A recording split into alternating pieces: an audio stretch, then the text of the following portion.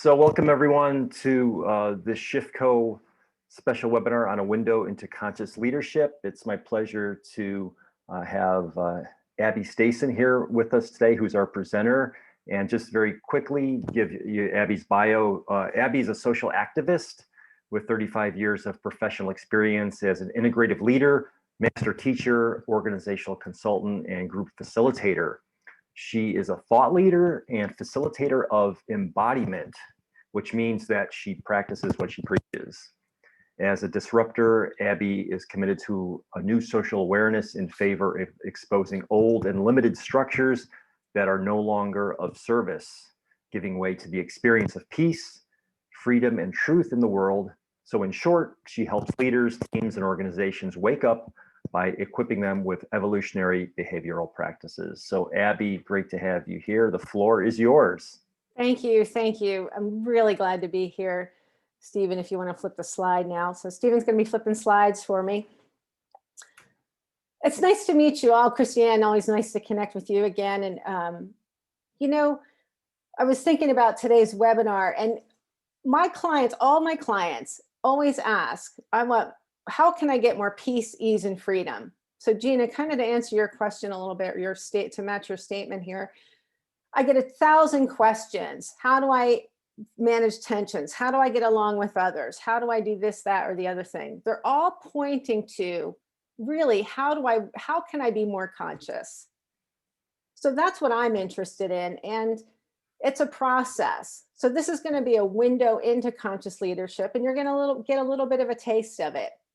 And we'll have some questions at the end. So if you want to go on to the next slide, Stephen, great. As you know, we're faced with some really big challenges. So here we are, 2021, in the middle of a global pandemic. Even before the pandemic, technology was disrupting everything. Every business is being turned upside down. And what's being exposed on social media really is our inability to cooperate and connect. This is our invitation. We've been blindsided by COVID, and it's a great example to show us what our opportunities are. And what we need today, right now, is an ability to relate, cooperate, get along, be able to agree to disagree, and to be more conscious as we work together and know our impact on each other and the planet.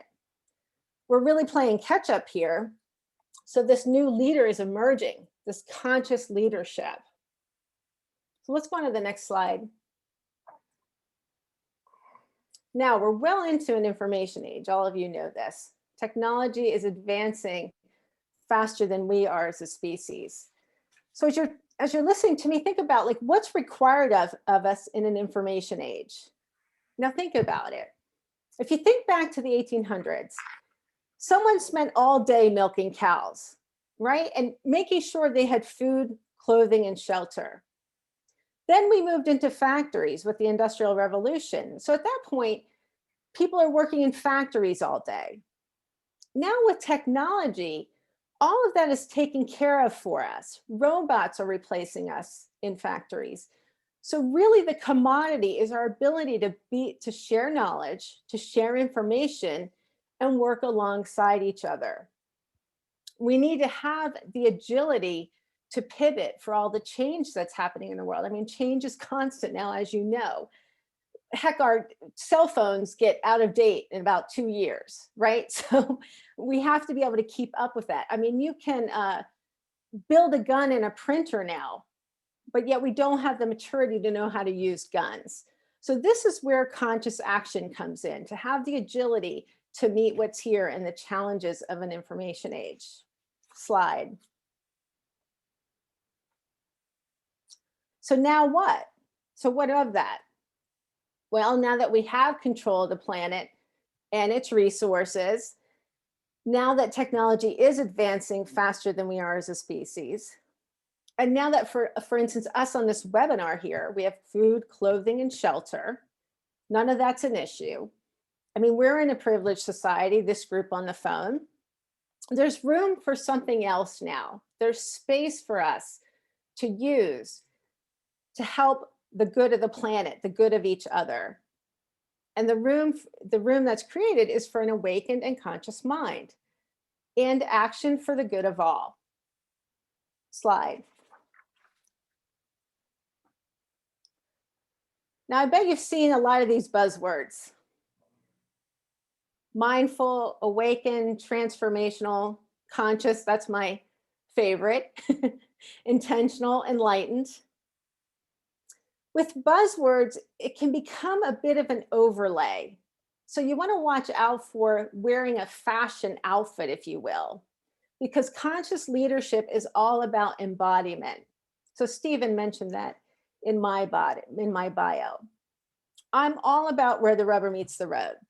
We can talk about terms, but what do they actually mean in our day-to-day? Because if you're like me, you're running a business, right? Or you're in an organization, big company, small company. You're in a relationship, right? You want your day-to-day of all that to be easier. And that's where it comes in to embody what we talk about, to embody consciousness, to embody awakenness, to embody mindfulness. So these terms also, when people are talking about awakened, transformational, intentional, enlightened, I speak of conscious leadership. You know, the one question I get is, am I trying to get rid of my ego? Slide. So this is the number one myth of conscious leadership, that we have no ego. And I want to talk about this for a few minutes because I get this question all the time. Well, what about my ego? I want to get rid of my ego. So an ego is absolutely necessary to being a human being. It's a structure and a function of being a human being. So we don't want to get rid of it. However, we do want to develop it, and we want to develop it consciously. Because without an ego, you wouldn't be able to name me. We wouldn't have structure. So I'm Abby. I'm this female person, human being. I have Abby so that you can call me a name, so that you can say, hey, Abby, rather than hey, thing. You know what I mean? Because otherwise we're going, hey, what's over there? You, I'm paying attention to you, right? So it's not to get rid of our ego. This is one of the myths that people really get confused about. It's to develop your ego. And it helps our minds and our body navigate the world. Slide. The goal instead is to develop your ego as a more evolved function. Because look, left uninvestigated, your ego will take you down a road that's probably not very useful. Okay, so this is where your ego will want you to keep up with your conditioning. And conditioning is very, very useful. Again, if we didn't have conditioning, we wouldn't be able to get through our day-to-day. But now it's time to develop our ego, develop our human function, and to use the gas pedal and brake pedal of conditioning very intentionally. Because we don't want to get rid of the conditioning, we don't want to get rid of the ego. There's room for all of it.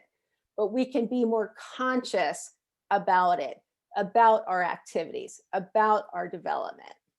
And that's really what I'm talking about today. And to do so requires the cultivation of a number of skills. Now, many of you have hobbies. Think of one, right? You didn't just, for instance, I'm relearning butterfly in the pool. I didn't just go out and swim butterfly, right? I looked on the internet, I practiced, I played a few moves. That's the latest thing I'm working on. So just like that, our behaviors need to be developed. So you can think about it that way. It's not good, bad, right, wrong. But to be a conscious entrepreneur, to be a conscious leader, to be a conscious human, you want to develop skills, behavioral skills. Because think about if you have an unbridled ego and you're an entrepreneur going to ask for money or funding or approaching a client, that's where it can get troublesome. So just like any other hobby, we can develop a number of skills to become a more conscious human being. Slide.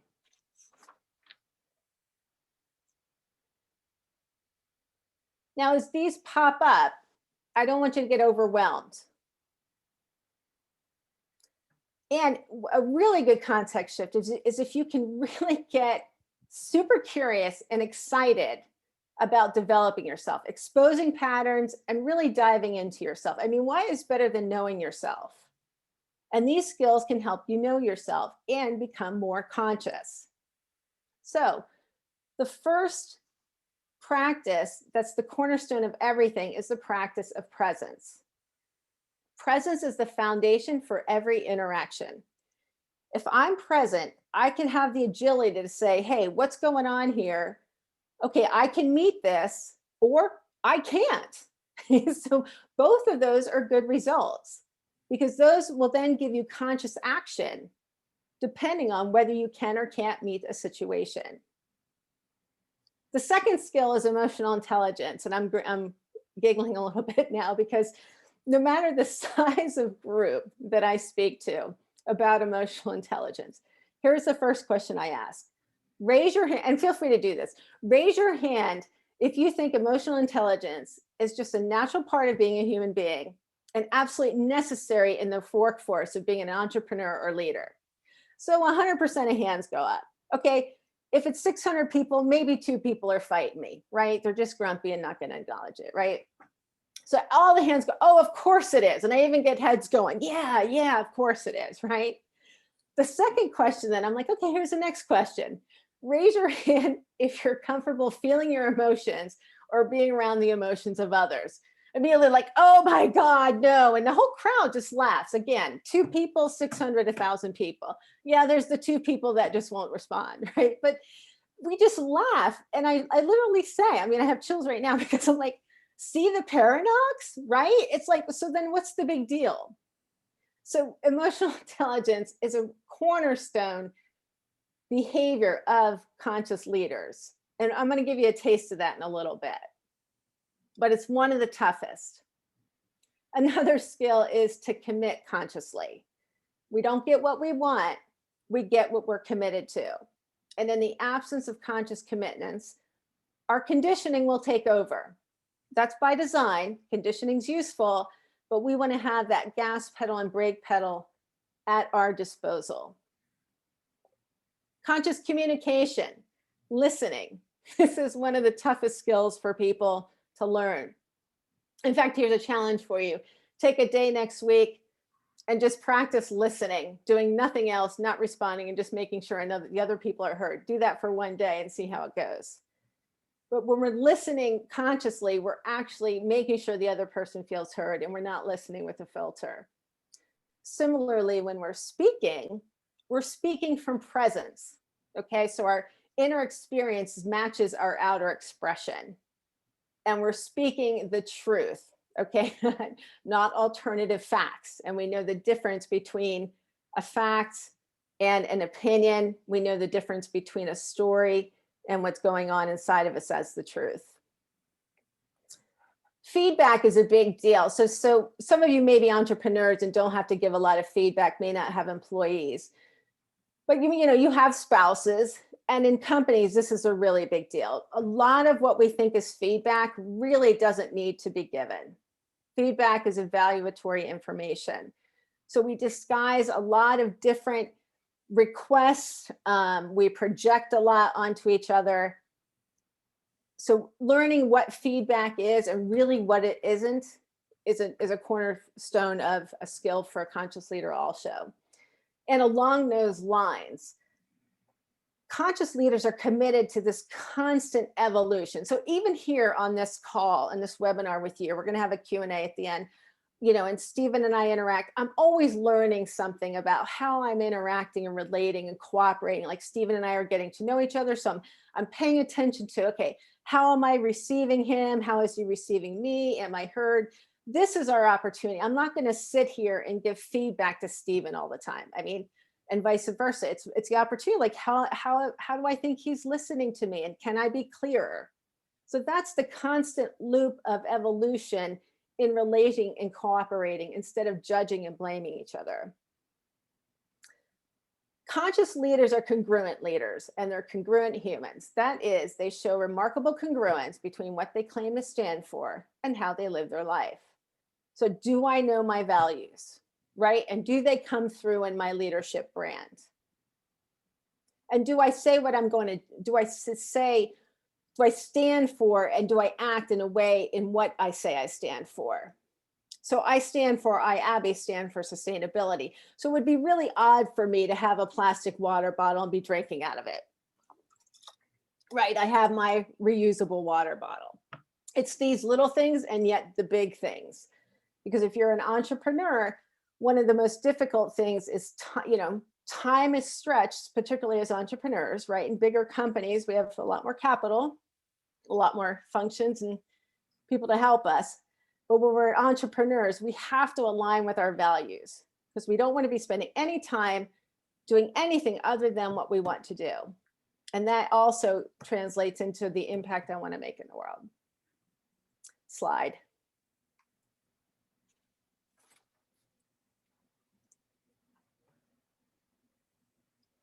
And so style preferences. So this goes back to conditioning now. We have conditioned style preferences.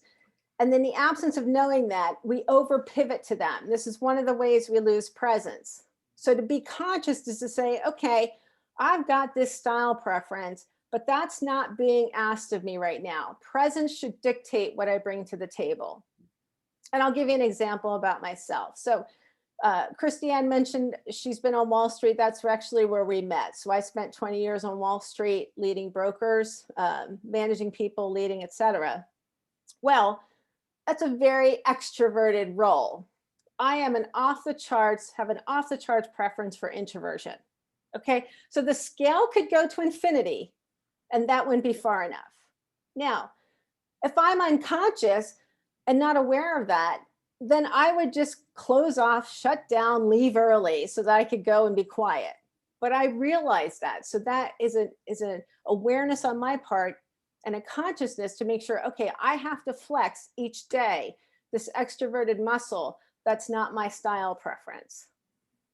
Here's another easy example. I'm a kinesthetic visual learner. Some of my clients are auditory learners. So when I'm with them, I'm like, okay, here's my preference is to see it or do it. They like to hear it. So I have to say, okay, I consciously have to shift into auditory mode with clients. You'd be shocked at the level of conflict that is created simply because we don't match our style preferences. So we miss each other like this. And then we say, why can't you be more like me? Unconsciously, right? Then this is a place where we can be more conscious together. Again, this feedback loop between the two of us, the five of us, whatever. Okay, what can I learn from that person? And we have to do that consciously. Agreements. Conscious leaders enter into agreements. How much of what, by when, by whom. You'd be surprised at how few times we actually say, okay, we're going to meet by this time. We're going to have this done by this time. You'll do this, I'll do that. It's usually pretty loosey-goosey, and we lose a lot of time and energy in conflict about not making clear agreements. And then it's okay to break agreements, but we also do that consciously. A lot of times we don't consciously break agreements or change them or make requests because we're afraid of what the other person will think. Positive energy. So I'm grinning again on this one because conscious leaders can thrive in positive energy. So a lot of us have a cap on how much positive energy we can stand. We're usually looking, okay, this can't be this good. It can't be going this well. When's the bomb going to drop? When is it going to go wrong? When actually we can thrive in positive energy and actually get really clear and intelligent about the different forms of positive energy: gratitude, recognition, love, appreciation. Each of those is a different flavor, and delivering that verbally gets us out of platitudes. And then it's a way we can pay attention to ourselves and each other. Conscious leaders follow the pillars of thriving, whatever they are for you. I like to talk about mental, physical, emotional, spiritual, and even financial thriving. You know, how am I doing in each of the pillars? And I can consciously check that out. And this is particularly important for entrepreneurs because we are stretched. I mean, I'm me, I run my own business, right? So I do it all. So that stretches me in ways that being a leader on Wall Street with a huge team, that was a stretch. But this, particularly around the pillars of thriving, I'm consciously checking in. Where am I up or down in the pillars? And it's not about perfection, it's all about awareness so that I can say, okay, I'm not doing so well physically this year. Maybe I need to amp up there. Inclusion and diversity. Now, this is a loaded topic and we take 5 hours on this one, but I do want to mention it is that conscious leaders aren't tone deaf to what's happening in the world. So you have to start to think about who am I excluding and why? And it should be a conscious decision because the brain is working against us on inclusion and diversity. And I'm mentioning this to bring it into your awareness. Most of us aren't aware of our unconscious bias that exist and the way we stereotype in our brain. And that's okay. But the opportunity for us is to become aware of how our brains work, what it means to be inclusive, and how we keep from including others. The low-hanging fruit here is to just say, who am I excluding and why? And am I doing that consciously? And then cultivating self-esteem. This is a big one too. At some point in my coaching sessions with all of my clients, every single one of them, we get to a discussion about self-esteem. So you can talk about, it's called imposter syndrome in Silicon Valley. Self-concept is a term. Self-love is a term. In Australia, they call it tall poppy syndrome. So this self-critic, not enough, whatever your story is, this is just the opportunity to actually cultivate self-esteem as a skill. How I relate to myself is the most important relationship to bring to the table. And it takes skill, and it can be a skill. It doesn't have to be difficult. And then improvisation, I want to bring this up because whenever you're in any kind of meeting or interaction and it's kind of like, it's like bad improv, you can tell that one or both of us isn't present. I've actually taken a whole host of improv classes. And if you ever have the opportunity to do it, I highly recommend it. It's so fun and you're forced to be present because then I can improvise with what's thrown at me. And a cornerstone of improvisation is yes and. So if we're improvising together, then we want to say yes and to things. Now we're not acquiescing. Because here's what I do in groups. What I do is I sit them in a circle and I say, okay, let's decide what we're having for lunch, right? Easy task here. And everyone someone starts and we go around the room, but the response has to be no, but. Okay, so if I say, okay, I want pizza, the next person goes, no, but I want sushi. No, but the energy, the no, but I want burgers. The room just flattens out. It goes so negative and flattens out. The next round I do yes, but, right? So it's, I want pizza, yes, but I want burgers. Yes, but, still flat. Then the final round is yes, and. This is the golden rule of improv, to add to what's given to you by the other person or persons. So it's yes, and I want pizza. Wouldn't it be great if, yeah, and we could then have ice cream, and yes, and the whole room lifts. Now, these skills all matter and they feel very tactical, but when you round them all up, then we're interacting at a level that's much different than when we're unconscious. We can meet what we're here. We're learning each moment. We're able to deal with the intensity of situations and acknowledge when we can't. That's one of the most important factors here. It's not about perfection, it's about awareness. And so if I'm an entrepreneur and I'm masterful at all these, I don't have the answers to everything ever, but I can navigate just about anything and realize when I can't navigate it. And then I call for help, or I'm just in the shit show. I'm just in the tsunami. It's just going to ride me for a while and then I'll recover. And finally, conscious leaders need strength of mind, strength of character, and strength of biology. So we need strong minds to recognize when we're in mental chatter or in our direct experience. We need to have the character to tell the truth beyond everything else. That should be our primary goal. And we also need to understand in an information age how our biology works. I feel like sometimes a biology teacher, but we know a lot more exactly how the brain works and how that contributes to our behavior, and specifically, and most importantly, about fear. So those are just some of the skills that come with being a conscious leader. You can become skillful and then masterful. And then I guarantee you, life is just much more easeful.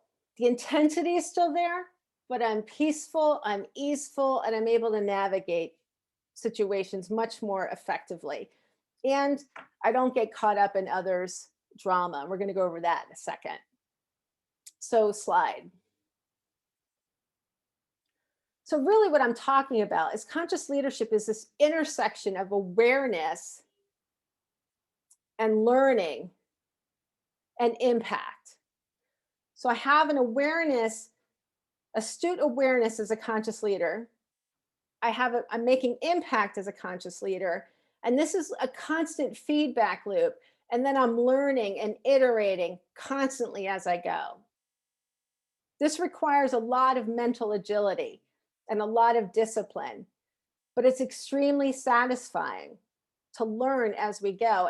And conscious leaders human beings, conscious, unconscious, have to have a commitment to growth and learning in an information age. It's really non-negotiable.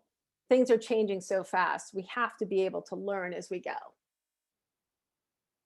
Now let's dive into a couple of skills a little more specifically, so you can have even a more specific taste of a look through the window, if you will. Let's go to the next slide. So I mentioned presence. One of the foundational, if the foundational skill of conscious leadership, awakened leadership, any of these, is the ability to recognize when you're present or not. Presence is the foundation, and without it, we can easily go astray. Our conditioning can take over and leave us dissatisfied with our interactions.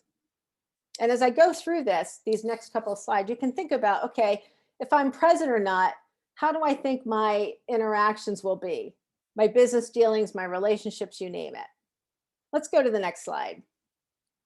So what is presence? Maybe click again here, Stephen. This is one of those. There you go. So presence is a state of conscious awareness, the ability to go through life with crystalline awareness and to fully inhabit our experience. It's about being and moving in concert with what's happening, being in the moment, nowhere else, right here, right now. It's actually doing what I'm doing while I'm doing it. Now, you know, the easiest way that we leave presence is if I'm with you now and I pick up this, right? So that's what, yeah. Okay. So it's one of the easiest, most recognizable ways that we leave present. We go to technology. I bring my attention away from all of you and put it somewhere else. There's even a more common way that we leave presence. Let's go to the next slide. We spend one back there, a little bit of a teaser there. So I might have buried the lead. That was a good one, Steve. Maybe I should have gone there first. So we spend most of our time, let me pause here. So we spend most of our time in what we call our persona, okay? So we put on this mask, if you will, an aspect of our personality. And instead of being in reality, it's like we create our own movie. We put on this mask and actually act out the role. So we actually align our activities and our behaviors around this mask, this role that we play. Even our postures can change to meet this persona, to meet this mask. It's a protective strategy. When we're wearing these masks, these personas, an aspect of our personality, our ego, our unbridled ego, we aren't optimizing for impact and we're not really connecting. And you can feel this. So there are three main personas that we wear, three masks. You can think of it in terms of taking responsibility. Hero, victim, or villain. Okay, and you can have a foot in one or all three. In thinking of terms of responsibility, heroes take too much responsibility, rescuing that which doesn't need to be rescued. Victims take too little responsibility at the effect of everything. And villains take no responsibility. These are the blamers. So you can go to the next slide now, Stephen. And you put these together and they form something that's called the drama triangle. This is by Stephen Karpman. This is so common that I'm sure you've recognized it on social media feeds. My sense is this looks and feels familiar. We don't have to be in just one of the roles, but I think you know what this feels like. A lot of motion, no action, no impact, feeling stuck, no forward progress. You know, heroes are usually like frenetic, victims are the whiners, if you will, and villains are typically complainers. And I say that with a lot of compassion. We are addicted to drama in our society. You might even be chuckling of this now, thinking of some people, others. And here's what I want you to do. Here's what's really tempting now that you've seen this. You might have seen it before, but what's really tempting is go, wow, look at him. He's really in drama. Or look at her. He's really victim-y right now. I don't want you to do that. Okay, my classes are all like, yeah, we can go point fingers. No, no, no. Okay, so now it's like, okay, where am I? Am I in hero, victim, or villain? So let's go to the next slide. So this is your first wake up takeaway. Very simply, you can begin to recognize where you step onto the drama triangle. Don't judge it, just notice it. This is the first step. Am I present or am I in drama? If you judge it, then you're in drama again. The first key, a key way to get out of drama is to recognize that you're on it. Again, resist the temptation to say, wow, Abby, you really look like you're playing hero right now. Okay, you really want to resist that temptation and just decide and tune into your own experience. Because the more you know about your experience, the more present you are with yourself and the more conscious you are with yourself also. So that's a little bit of a tidbit about presence. I can spend all weekend in a workshop on presence, and I'm sure you can see that. But that's a quick takeaway for you. Am I present or not? And am I in drama or not? Let's go to the next slide. Let's see what time. Yeah, we're doing good on time. So emotional intelligence. So I mentioned earlier about people raising their hand or not raising their hand, wanting to feel or not feel. So we really need to understand what it means to be emotionally intelligent. Again, emotional intelligence is just a natural part of being a human being, necessary in the workplace. We get that. Being emotionally fluent is necessary for a strong immune system. So there's a direct, not even strong, there's a direct linkage between my ability to be emotionally intelligent and my immune system. So when we're not letting our emotions flow, we're hurting our immune system. I am not telling you to become an emotional basket case. Okay, let me guarantee you, that's not what I'm saying. But knowing what you're feeling when you're feeling it is what it means to be emotionally intelligent. And let's take a little flavor of this too. I'm just going to skirt the surface here, but let's go to the next slide. I've mentioned biology a few times here. Mastering the human condition takes skill. It takes conscious skill and awareness. And actually, our biology leads the way. So you really want to understand, start to understand and know the sensations in your body and what you're feeling. Contrary to our intuition, our biology does lead the way, like I said. So, for instance, I'm happy because I'm singing. So, when I start singing, the singing is the biological change that happens in my body. Then I become happy. Typically, we think I'm happy and then I start singing. This gets confusing. I can see it, some of you are looking, okay, huh? Yeah. This is the context shift that you want to understand and the science behind it. It's a little hard to grok, but here's another way to get it. Is that when you smile, if you were just to smile now, if you smile, and I know I kind of look kind of goofy, okay, but you actually start to feel happier. And I'm going to stop smiling because it's so goofy. But if you do smile, even fake it, and Steven's giggling, right? And so he's starting to smile, right? Because he's right. So it's biology, and now he looks happier, right? So yeah. So when we smile, we actually start to feel happier. So we really want to know deeply what's happening in this biochemical event that is my body, this physiological event. Let's next slide. And this is where to be conscious, you really have to have a strength of biology, that is, understand and know how your biology works. Next slide. And along with that comes strength of mind. Okay, so we want to have a strong mind and a strong body. It's necessary to be a conscious leader. This is the mind-body connection that is absolutely not woo-woo. Okay, so there's nothing woo-woo about this. It's very backed by neuroscience. And let's get into that and stick with me here. Let's go to the next slide. So now stay with me here. What I want you to understand now is how your sympathetic and parasympathetic nervous systems work. So if there's a gazelle on the tundra, what's running is its parasympathetic nervous system. Rest and digest. That's what it's called. It's eating, it's grazing. What happens, slide, when a lion comes upon it, it's in danger. It doesn't have to think about it. Its sympathetic nervous system kicks in.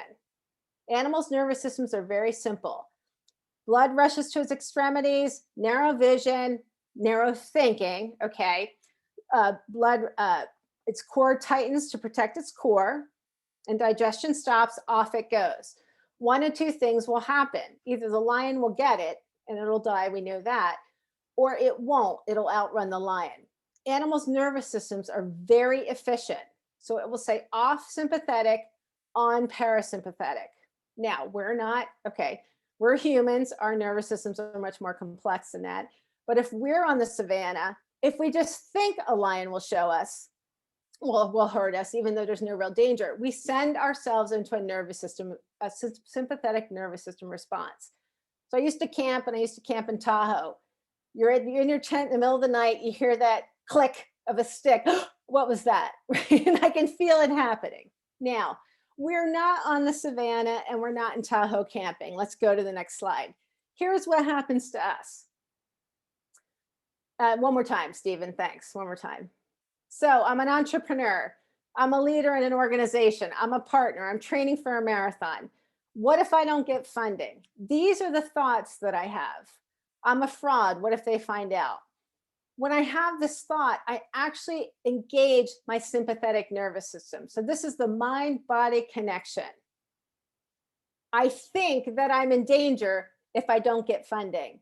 I think a lion is going to attack me. The body thinks a lion is going to attack if I'm a fraud and they find out. Another reorg. This is crazy. What if I never find a life partner? What if I hurt their feelings, wanting to have a tough conversation? What if I screw it up? So these are all thoughts that send us into a sympathetic nervous system response. Now, let's say you're trying to get funding or invite a client into your product line, anything, and you're starting to feel this way, right? You're ready to run, attack.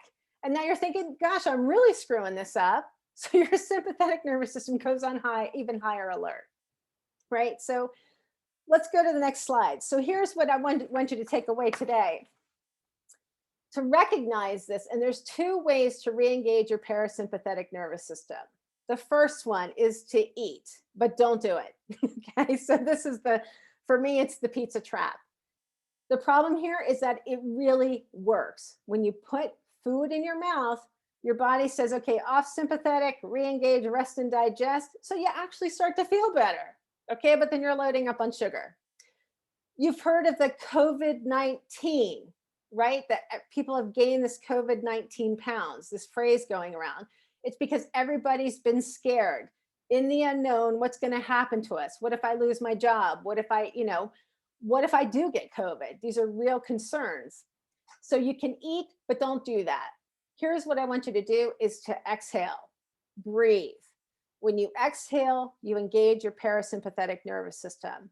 So if there's anything that you take away from this webinar today, take away this wake up takeaway number 2, breathe. Get oxygen flowing through your brain.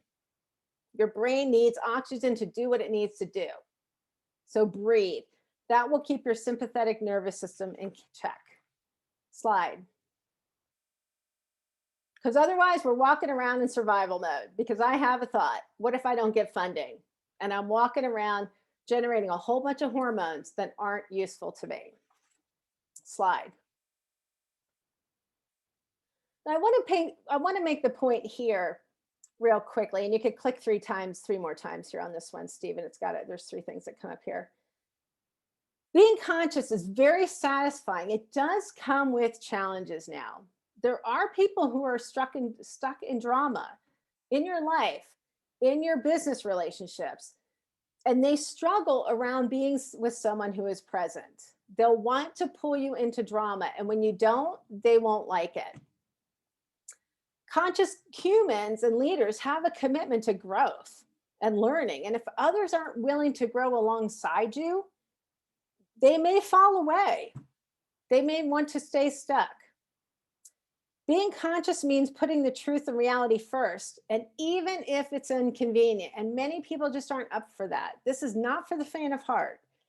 Truth can be boring, right? When we tell the truth, there's no drama around that. Then we're like, okay, here's the truth.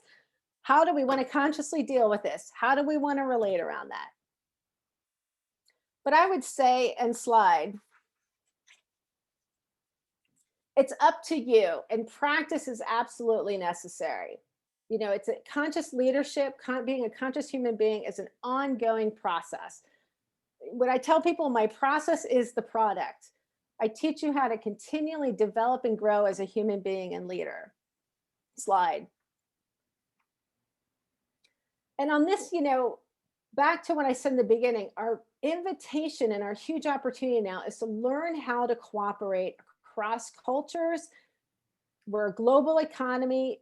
We're interacting with people that we've never interacted before because of the breakdown in walls, and technology is letting us connect with people we've never connected with before. So choose to be a conscious leader, not because it's right or anything, but because it's who you want to be in the world.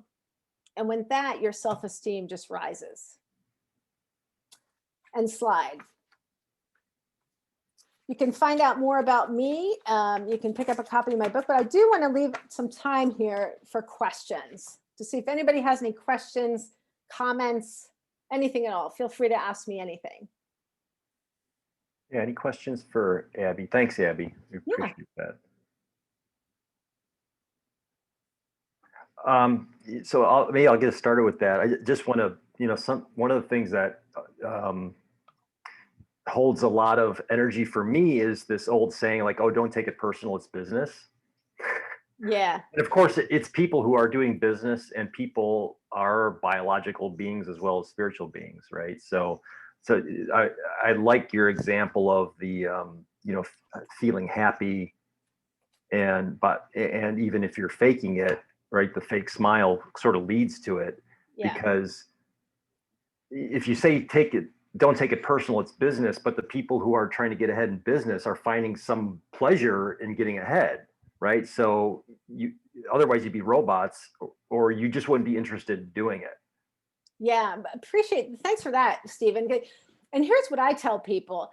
It's it's it's not personal and it's entirely personal. Right? So like anything that any of you are doing is none of my business and it's entirely my business because I don't work in a vacuum, right? And that's this constant loop of like I want to get things done and contribute in the world and you want to, right? So like how are we doing that together? And if a person is stuck in drama, that's none of my business other than I can invite them out of that, but not to take it personally. But how I show up can invite others into showing up more present also. So one of the biggest ways you can make an impact is to be present and be conscious because you know what it's like when that person walks in the room into the meeting and the swirl starts, right? They just throw in a grenade and everyone starts bickering. But then you know what it's like when the person who walks in the room who's really present, you're like, who's that? I want to know who they are. I want to work with them. And let me stop there because I want to make room for others. Yeah. Anyone other question? Just go ahead and unmute. Yeah, Lori. Abigail, thank you so much. This was awesome. And I love the piece of, and I hadn't heard it before because I've looked a lot into the sympathetic and parasympathetic nervous system, but that you bring to light our negative thoughts also put us into that. That's huge. Yeah. Because we spend, trying to avoid those negative thoughts and things that come up. And it definitely, absolutely is a practice. But in doing so, really calming that down with the breath and with the exhale and keeping us out of the parasympathetic nervous system, because so many people run on that all the time. And it's just incredibly damaging to your health. Yes, and yeah, yes, yeah. And yes, big yes, and I think I said it earlier, but I was on Wall Street. If you told me 10 years I'd be telling people to breathe, I would have said you're freaking crazy.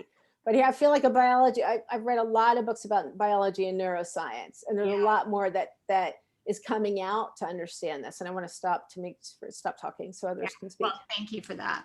Yeah, thanks. And Nora had her hand up. Yeah, there you go. Hi. So I get a little fuzzy sometimes when it comes to like, okay, is this a growth opportunity or is this discernment? As an example, like I'm in the process of starting my business, and I told a business advisor, oh no, I don't want to get involved with LinkedIn. Historically, I've had issues with social media and that type of platform. But I said, however, I want to get involved in Alignable. It feels more, I don't know, conscious in there. But then, and Stephen brought this up to me at one point, was, hey, we have a conscious group in LinkedIn. I can tell you more about it later. So yeah, so for me, it's like, okay, am I being too closed off, or am I truly being discerning? When am I honoring myself versus, just not being open to growth? Yeah, that's an excellent question. And I appreciate it because it shows the conundrum of waking up. Okay, yeah, this is a really good one because actually I was like, where's the balance? I was asking myself, where's the balance? Because I coach in some social media companies or clients. And I was on Wall Street. Do I want to feed the beast, walk away from the beast, or can I make an impact by being in the beast? So yeah. I think you're all, yeah, so okay. So I love what you're doing. You're inquiring. So that's what you want to do is like, am I doing this or that? And how do I know? What am I present with? Okay, so that's what you want to do and check it out for yourself, because I can always give you an answer, but I want you to know yourself so that you know the answer to that question. So that is something to meditate on. And my sense is there'll be some fear there and maybe some anger to get to the bottom of, to know what your answer is. Okay. All So right. is that, Thank you. is that, yeah, is that, I Yeah. don't mean to avoid the question, but I'm more interested in you learning more about yourself than me feeding you something. And I have an answer. I could definitely have an opinion. Yeah, well, I'm definitely like on that road of self-discovery, just with, gosh, getting a business started. So yeah, thank you for that. And I'll say one more thing is you could, if you align around your commitments, you can rely on that. So if you go to my website and my About Abby page, you can download my commitments. As long as I'm in alignment with my commitments, I can be anywhere. No, and I'm not going to go facilitate at gun companies. Okay. All right. So Okay. yeah. Okay. All right. Yeah. Thank you. Gina put in the chat, the whole fake it till you make it on smiling is not really foolproof. So I've advised people in the context of stress management is to go to something that will make them smile so it's not forced. So Gina, if you want to say more about that, but I just wanted to make sure that we got that in because I think that's an important point.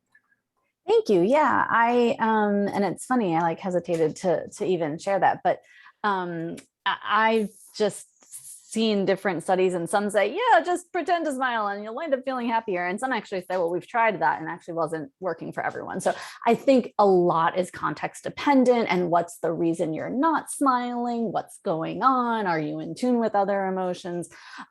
So yeah, for me, it's been in the context of serving people as a stress management trainer. When this concept comes up, I say, you know what, it's wonderful to know what entices you to smile, so that if you're looking for a quick shift, like a friend of mine who's happens to be a coach, she keeps a file on her desktop with links to all the YouTube videos that have genuinely made her giggle or chuckle. So instead of fake smiling, she will go watch, the baby giraffe falling down or something, to try to do a quick shift, which is interesting in the context of talking about conscious leadership. I don't know if you have any ideas or thoughts around quick shifts around emotional intelligence and being in tune. Yeah, so I appreciate your statements here, because I'm hearing that I wasn't clear. My point on the slides were that your biology does lead the way. I never suggest that you fake it anything until you make it. A little bit on body language now. Okay, so but I would never suggest someone smile artificially. I'm for look, if you feel angry, it's okay to show angry and to align around that. If you feel sad, it's okay to express sadness and to align around that, because each emotion has wisdom behind it. So you can go to my website and download my sheets on emotional intelligence, and that'll guide you through that. So I appreciate the discussion, because I wasn't clear. I'm not a fake it till you make it. However, with your body language, if I'm sitting like this, I'm certainly not going to feel very powerful. I know I look really goofy, and I feel quite goofy, and I don't feel very engaged. Okay, so if I'm like this, the studies do show that if I'm leaning in, leaning up, sitting up, I'm going to feel more powerful. So I'll stop there because we have 3 minutes. But does that Thank make you. sense? I Yes. really appreciate the helpful. dialogue. It's good Thanks. feedback for me to be clearer next time. And then Nora, real quick, a follow-up, and then we'll.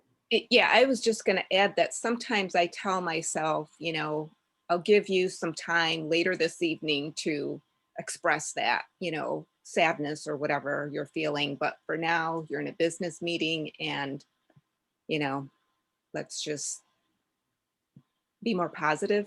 Sometimes I do that, and it helps. Yeah, this is the whole, remember what I said? Everybody says, yeah, it's absolutely normal to have emotional intelligence. God forbid I cry in a meeting or that I express anger or any of these emotions, right? So I'm at the point where I'm an open book. Do I now break down crying in a certain context? No. Okay, I save it for later, but I really try to be as current as possible. Great, thanks. Great dialogue. Yeah, thanks everyone for that. Just really quickly before we close here, and Abby, just deep appreciation for you for the presentation today.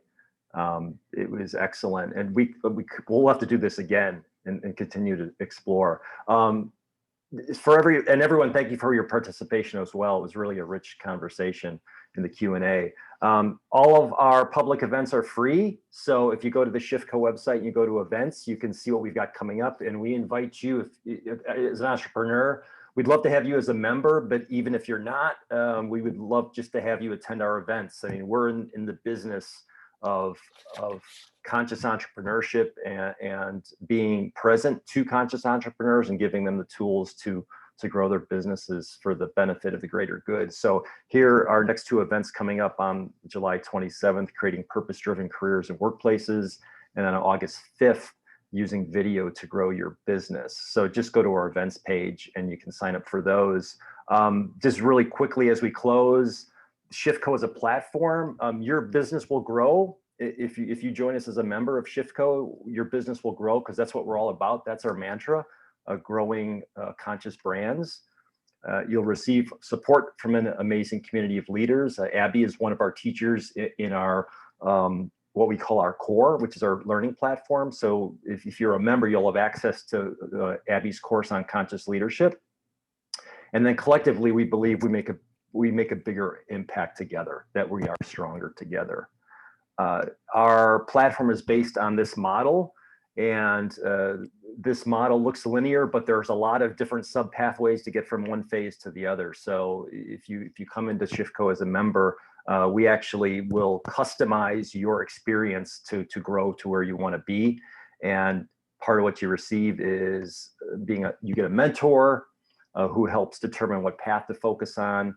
As I mentioned, we have an online learning system that teaches you the skills and how to get to where you want to be. And then there's coaching that further supports you to apply those skills. And then, of course, as I mentioned, there's the community that is very mutually supportive and just really rich and deep and very authentic. And I would say is full of conscious leaders. So our core learning system is made of three different pillars. We believe in developing the whole person, not just the business person. So we have courses in what we call business fuel, leadership fuel, and personal fuel, so that you become as well-rounded individual as you are an entrepreneur. We have a back-end technology platform called Shift Connect, which is where we interact and where all of our content is delivered through. And then if you're interested in membership, these are the rates depending on where your business is. And there's no long-term commitments, it's month to month. And again, if you come in, we help you determine where you're at in your business, and we help you grow to where you want to be.